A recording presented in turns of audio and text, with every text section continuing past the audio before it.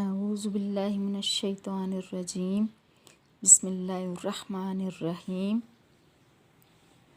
لام زبر لا یا میم پیش ثم یم لا یم با زبر با لا یم با ذال نون زبر زن نون زبر نا لا یم با زن لا یم با زن۔ یہاں پہ ہم نے ہجے کرتے ہوئے نون ساکن کا نام نہیں لیا بلکہ میم کا نام لیا، کیونکہ نون ساکن کے اوپر میم ہے تو نون کو ہم میم میں بدل کر پڑھیں گے، نون ساکن کو ہم میم میں بدل کر پڑھیں گے، کیونکہ اس کے بعد والا حروف جو وہ با ہے تو یہاں پہ قاعدہ ہو رہا ہے اخفا مال غنہ کا۔ ٹھیک ہے، ایک بار پھر میں ہجے کرتی ہوں۔ لام زبر لا یا میم پیش یم لا یم با زبر با لا یم با ذال نون زبر زن نون زبر نا لا یم با زن لا یم با زن۔ پھر ایک بار بتا دیتی ہوں، ہجے کرتے ہوئے ہم نے یا کو میم کے ساتھ نام لینے، میم کا نام لینے، نون ساکن کا نام ہم نے نہیں لینا، کیونکہ نون ساکن کی آواز کو ہم نے میم میں بدل کر پڑھنا ہے، کیونکہ اس کے بعد والا حروف کیا ہے؟ با ہے، تو یہاں پہ قاعدہ ہو رہا ہے اخفا مال غنہ، یعنی نون ساکن کے بعد والا حرف با ہو اور اوپر چھوٹی سی میم ہو تو وہاں پہ اخفا کر کے پڑھتے ہیں، یعنی اخفا مال غنہ۔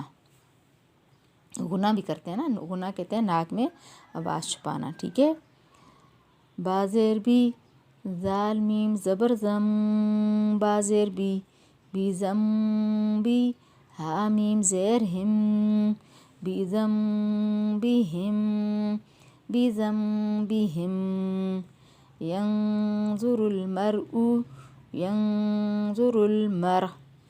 اب ہم روائیں پڑھیں گے، ان اللہ ان اللہ ان اللہ ان اللہ۔ یہاں پہ نون مشدد ہے، غنہ کیا جائے گا، یہاں پہ اللہ کی لام کو موٹا پڑھیں گے کیونکہ اس سے پہلے زبر آ رہی ہے اور اللہ کی لام کے اوپر کھڑی حرکات ہے، اس لیے اللہ کی لام کو کھینچیں گے بھی اور موٹا بھی پڑھیں گے۔ ان اللہ ان اللہ ان الذین ان الذین۔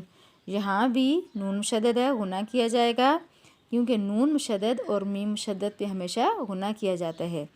یہاں بھی لام ہے لیکن اس لام کو ہم باریک پڑھیں گے، کیونکہ صرف اللہ اور اللہم کی لام سے پہلے زبر اور پیش آئے تو موٹا پڑھتے ہیں، اور اللہ اور اللہم کی لام سے پہلے اگر زیر آ جائے تو باریک پڑھتے ہیں۔ اس کے علاوہ جتنی بھی لام آئیں گی ان کو ہم باریک ہی پڑھیں گے۔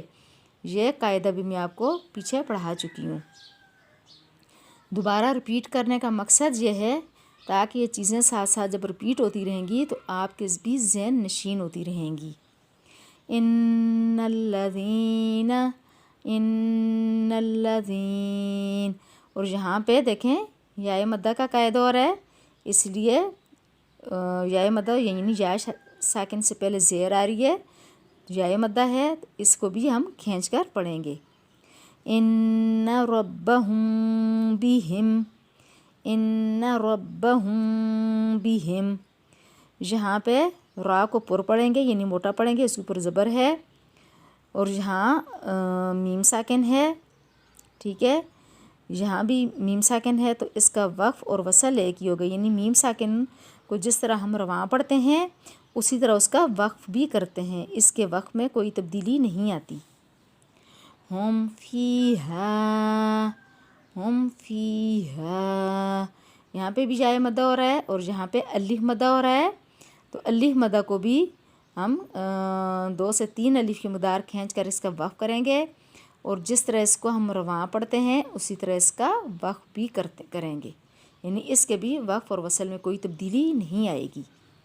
اِنَّا أَعْطَيْنَا انا اعطینا. یہاں پہ حروف مدہ کا قاعدہ ہو رہا ہے، مدات آ رہی ہیں. تو یہاں پہ دو کلمے ہیں. ایک کلمہ کیا ہے؟ انا. دوسرا کلمہ کیا ہے؟ اعطینا. تو یہاں پہ مد ہے، یہ والی نشانی جو چھوٹی مد کی ہے، اور اس کو مد منفصل کہتے ہیں. اس لیے کیونکہ یہاں پہ حمزہ دوسرے کلمے میں آئے، یعنی کہ مد کے بعد جب حمزہ دوسرے کلمے میں آئے، دوسرے کلمے کے شروع میں آئے، تو وہاں پہ مد ہوتی ہے مد منفصل. اس کو چھوٹی مد کہا جاتا ہے، اور اس کو 3 الف کی مقدار کھینچ کر پڑھتے ہیں. والسماء. والسماء.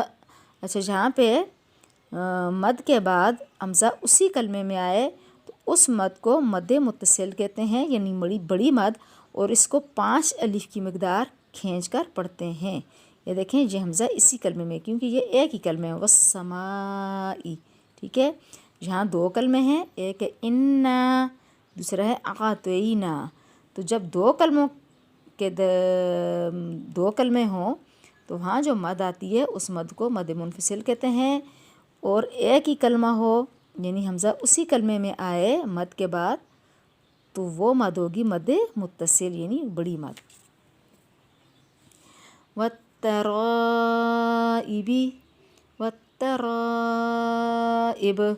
یہاں پہ مشدد